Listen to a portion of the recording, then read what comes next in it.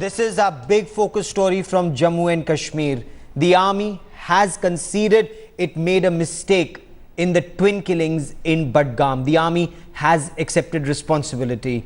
Army Commander, Northern Command, Lieutenant General D.S. Huda has said that the army takes responsibility for the killing of the two youngsters at a mobile checkpost. Earlier, the army had acted against the Rashtriya Rifles jawans who were deployed during this checking drive.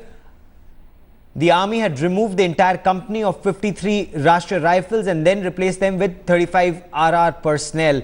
The move comes after an internal court of inquiry was held following the killing. The incident had sparked protests in the valley, with separatists calling for a shutdown. The army commander has said that the army is conducting a full investigation into this engagement and the result of that resulted in loss of life for two youngsters. The admission is a rare one. Never before has the army acted so swiftly and taken responsibility for such an incident. But let me just state this very clearly, that we take responsibility for what has happened. You know, we sincerely wish that this incident had not happened.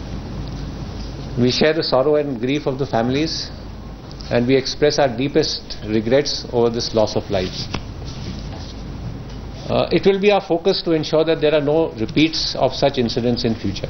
So mistake has taken place. What were the exact circumstances and why is it that this mistake actually took place? We will get to know once the inquiry is over. There is a senior army officer, a deputy sector commander, who's heading this court of inquiry. The deputy sector commander has already begun the court of inquiry. In fact, what sources have told Headlines today, he's already sought information from the police and local intelligence on an intelligence alert about suspicious movement of suspected terrorists in a white vehicle.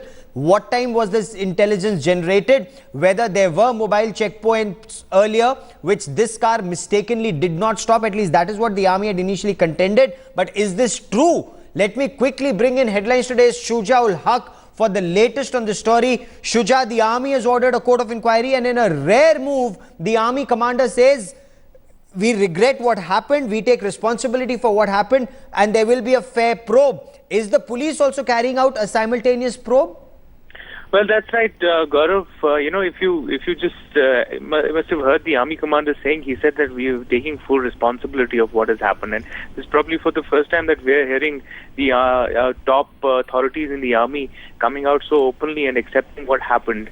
And at the same time, there is an investigation going on in the civilian administration as well. Police has registered an FIR already under sections of murder, and they are also examining the witnesses. We've been told that the army has also questioned at least 15 people so far, and they have some more people to question before they could actually reach to some conclusion. But what we've seen today in the press conference with the army commander, they seem to be absolutely clear about it.